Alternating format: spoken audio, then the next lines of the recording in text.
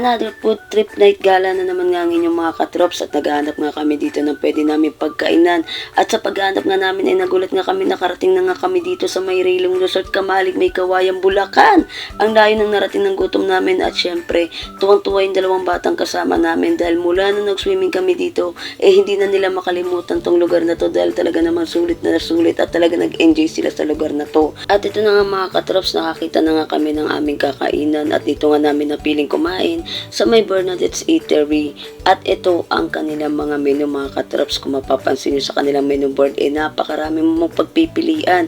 And take note mga katrops, hindi lang sila merong rice meal, meron din sila ditong lugaw, meron din sila mga short order at meron din sila for merienda. At habang nag-order kayo, makikita nyo rin ang kanilang kitchen. Makikita nyo kung paano lutuin ang inyong mga order. Dito lamang po yan tapat mga katrops sa may Yaw-Yaw Convenience Store sa may Santo Niño, may Kawayan, Bulacan. At ito nga't naka-order na nga kami, kaya tamang antay muna kami sa may Gedli. At habang nag-aantay nga kami ng order mga katrops, ayan, tamang hugas muna ako ng kamay. At syempre dito sa kinainan namin, meron din syempre CR, o diba, napakalinis ang kanilang CR. At ito nga kasama kong bata na to, sabi niya videoan ko nga daw sila at i-expose ko nga daw sila sa video, o diba.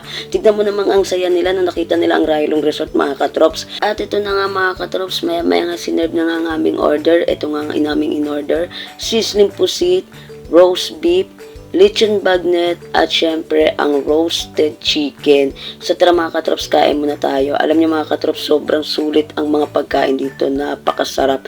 Kaso medyo nabitin nga lang kami, kaya naman nag-add pa kami ng 2 Java rice. Grabe, tignan nyo naman yung mga pinagkainan namin mga katrops, parang dinaanan ng bagyo. Napakasimut, sulit talaga mga katrops at talaga nabusog naman kami dito. At ito nga, pagkatapos nga namin kumain, tamang pahinga nga muna kami bago kami pumunta sa aming next destination. Talagang sulit na sulit ang 2 chikiting sa kinain namin. At pagkatapos nga namin magpakabusog sa may Bernadette's Eatery, pumunta naman kami dito sa may dried pusit. Magkano dito kuya? 3.50 po. 3.50. 4.50. Ito, yung lapad. 4.50. Ito, magkano dito? 25. Yan na lang din. At ngayon umorder na nga kami ng 8 piraso dito at itong kapatid ko is tamang pili pa rin ang ipapaluto niya. At nang makaluto na nga itong kapatid ko, tuwang-tuwa sa sausawan dahil ang akala namin is napapanood lang namin. Ngayon naman on the spot kami na mismo ang titikim, o diba, gusto pa maging model ng sibuyas, chares. At ayun na nga, super sarap talaga ng sausawan nila dito mga katrops, sulit at sulit, the best. Pwede bang ilublog? Sa susunod na kailangan. Ulo ng sausaw, sibuyas agad, chares. At ayun na nga mga katrops, lahat nga ng in-order ko, isinawsaw ko na para hindi na ako pabalik-balik. At ito naman si Berto, inahirapang hulihin ng mga sibuyas kasi umiikot na yung pusit sa stick, kaya na mahirap siya makahuli. And finally, sa tiyaga niyang manghuli ng sibuyas, ayan, tuwang-tuwa siya dahil nakadonggit naman siya ng inaasahan yung dami ng sibuyas. Walastik talaga mga katrops, the best talaga yung pagkain na to. Kaya hindi talaga ako nagsasawa sa pusit mga katrops, ewan ko ba, ito talaga ang cravings ko.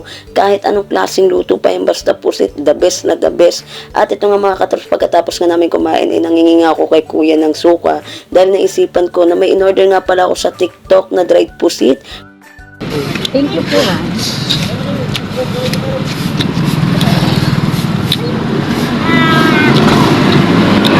Tanong, malaglag. Thank you. Walang plastic. Okay na, yapon niyo pa. Mamamaya magtapon yan. Matatapon yan. Thank you. Thank you kaya. At pagkatapos nga namin sa may dried pusit, pumunta naman kami dito sa may isang coffee shop na matatagpuan sa may tapat ng gasolinahan. Nakalimutan ko kung anong pangalan ng gasolinahan na yun. At ito nga mga katrops, umorder nga kami dito ng kape. So, yung sa kapatid ko is iced coffee. Yung kay Berto naman is black coffee. At yung in-order ko naman is flat white. So yung mga katrops, wala akong idea kung anong lasa ng in-order ko kasi first time ko makakatikim ng ganitong klaseng kape. At habang tinitimpla nga ang order namin, tamang upo muna ulit kami dito sa may Gedli. Maya-maya pa una nga natapos ang in-order ko na flat white. So ito ang tsura niya mga katrops, very artistic naman yung gumawa na ito. At sabi ko nga hindi ko alam at wala akong idea kung anong lasa ng kaping ito dahil first time ko nga lang makakatikim. So tara mga katrops, tikman muna natin kung anong lasa ng kaping ito. So honestly review mga katrops, hindi ko siya nagustuhan. Medyo tabang kasi nga first time ko lang makakatikim nito. So sabi naman ng kapatid ko, asawa niya is masarap naman daw. At pagkatapos nga namin magkape mga katrops, ito na at nagkayayaan na nga kami umuwi dahil may pasok pa mga bata bukas. At dito nga ulit kami dumaan sa may Railong Resort para masulyapan ulit ng mga pamangkin ko itong resort na to dahil sobrang tuwang-tuwa sila sa resort nito. Gusto nila ulit bumalik-balik dito mga katrops, nagahikayat nga sila ulit na mag-schedule daw ulit at bumalik. At pag uwi nga namin ng bahay mga katrops, eto nga't inihaw ko na nga yung dried pusit na na-order ko sa TikTok at syempre hindi ko muna nilahat dahil titikman muna namin kung magugustuhan ba namin yung lasa at syempre paparesa natin to ng sukang hiningi natin doon sa pinagbila natin ng dried pusit kanina. So tara mga katrops, tikman na muna natin at pagtikim ko naman is sobrang sulit na sulit mga katrops. Sobrang sarap at bagay na bagay sa sausawan na hiningi namin. Shoutout nga pala doon sa nagtitinda ng dried pusit kay Kuya. Maraming salamat po sa inyo sa pagbibigay sa amin ng napakasarap na sausawan. Okay mga katrops, so yun lamang po mga katrops. Maraming salamat po ulit sa panonood. And please don't forget to follow, share, and subscribe my YouTube channel, my FB page, my TikTok account. Thank you so much!